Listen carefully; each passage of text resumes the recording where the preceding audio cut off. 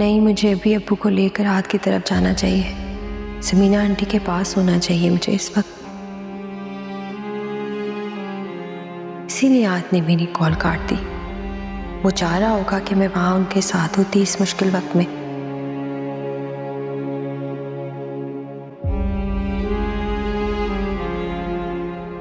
बहुत नुकसान हो गया उन लोगों का। शादी में भी बस 3 दिन ही रह गए। इस्तिखारा किया था आपने? क्या मतलब, समझी नहीं मैं। हजरत जी, मैंने ऐसी कोई मुश्किल बात तो नहीं बोली जो आप मुझसे पूछ रही हैं कि मैं समझी नहीं। जहां तक मेरे इल्म में है, खाला काफी दीनदार खातून थी और इस तरह रिश्ते ब्याह के मामलात में या मुश्किल फैसलों में इस्तिखारा कर लेते हैं। इस्तिखारा करने से अल्लाह से मुशावरत हो जाती है, पता चल जाता है कि ये काम ठीक है या नहीं। ठीक कह रहे हैं। हाँ, मैं तो ठीक ही कहता हूँ, लेकिन मेरी सुनता कौन है यहाँ पर। खैर हजरत जी, मैं कोई इतना दीनदार तो हूं नहीं, आम सा इल्म है मेरा। लेकिन मैंने यही सुना है कि बेटे या बेटी की शादी के लिए ना हमेशा माँ इस्तिखारा करती है, अच्छा होता है। अब आप देखें ना, जब से हमने फुआ की शादी तय की है, एक के बाद एक मुश्किल आ रही है। सबसे पहले तो हादसाती तौर पर खालाजान चली गई, शादी रुक गई। उसके बाद कुछ मामला ठीक हुए, जैसे ही मामला पटरी पर आया, अब उनके शोरूम पर आग लग गई। ये कोई अच्छी बात नहीं है। यही सोच सोचकर मेरा दिल बैठा जा रहा है। इस मौके पे बहुत सारे लोगों की सोच ना बहुत अजीब सी होती है। बदशगुनियों को लड़की से मंसूब करके जाने क्या कुछ फर्ज कर लेते। अरे छोड़ें, मैं इन फजूल बातों को नहीं मानता, ऐसा थोड़ी ही होता है, बकवास है सारी की सारी। लेकिन हमें सोचना जरूर चाहिए कि जहां हम अपनी बेटी की शादी कर रहे हैं, वहां पर बार बार रुकावट क्यों आ रही है। भाई, ऐसा ना हो कि हम जबरदस्ती अपनी बेटी की शादी वहां कर दें और कुछ गलत हो गया उसके साथ तो फिर क्या हो।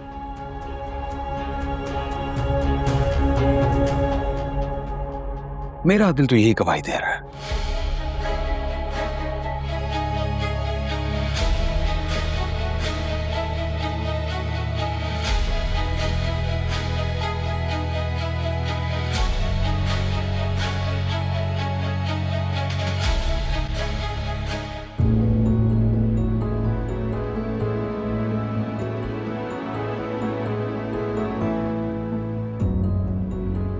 Are you sure हमारी मोहब्बत वन साइडेड नहीं है?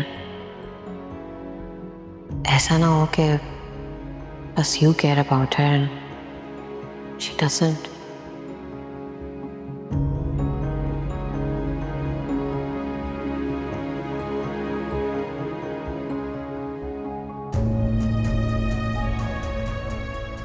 तीन दिन बाद हमारी शादी है और हमारे साथ इतना बड़ा हादसा हो गया। दुआ इतनी लापरवाह कैसे हो सकती है मुझसे? क्या उसे मेरी जरा फिक्र नहीं है? ऐसा तो नहीं है कि वो तुम्हारी इतनी फिक्र नहीं करती जितना तुम उसके लिए करते हो।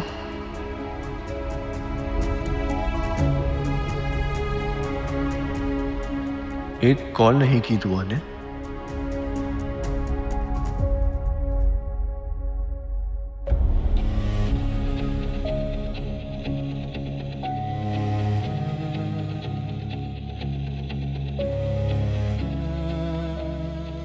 लेकिन हमें सोचना जरूर चाहिए कि जहां हम अपनी बेटी की शादी कर रहे हैं, वहां पर बार बार रुकावट क्यों आ रही है।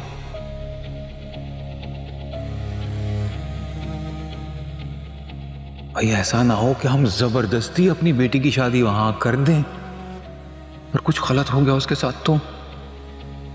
अब्बू को ऐसी बात नहीं करनी चाहिए। मैं हाथ को छोड़ने का सोच भी नहीं सकती। ऐसे सोचूं तो मेरे जिस्म से जान निकलने लगती है। मुझे अम्मी से अब्बू से बात करनी चाहिए। आहत भी मेरी कॉल रिसीव नहीं कर रहा। क्या वो मुझसे बात नहीं करना चाहता?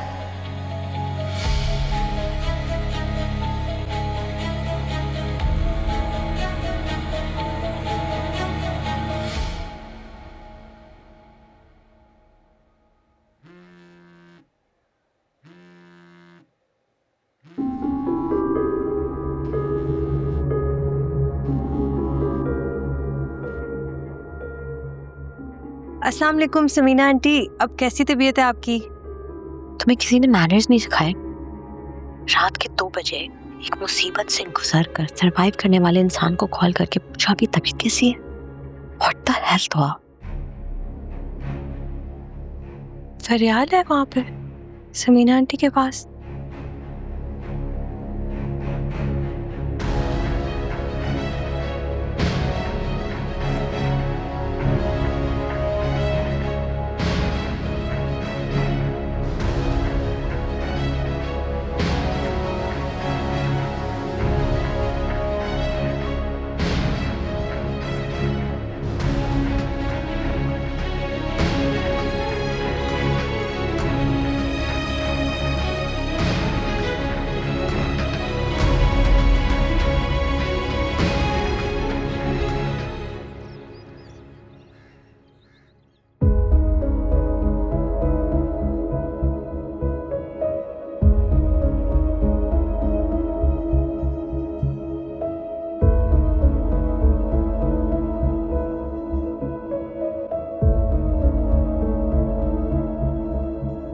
अब्बू,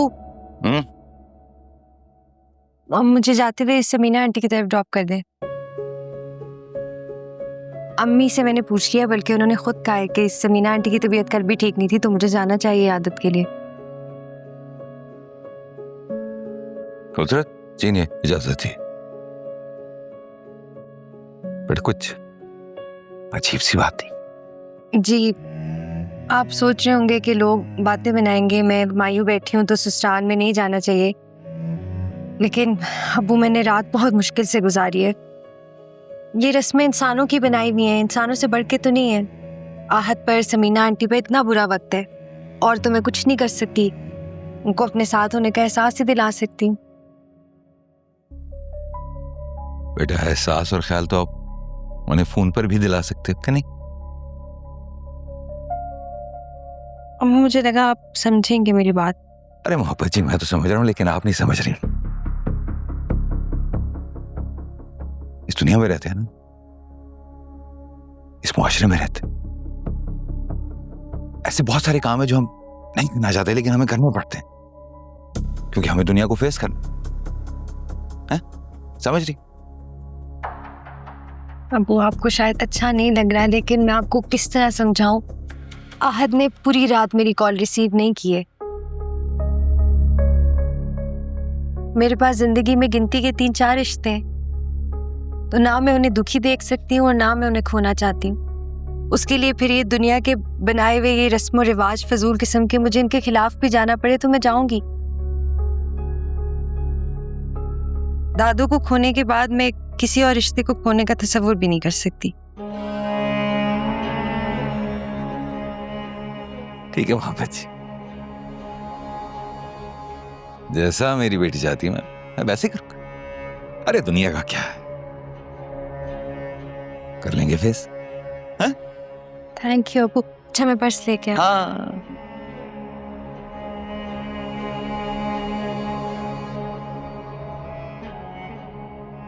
बाजार को ना पता चलता।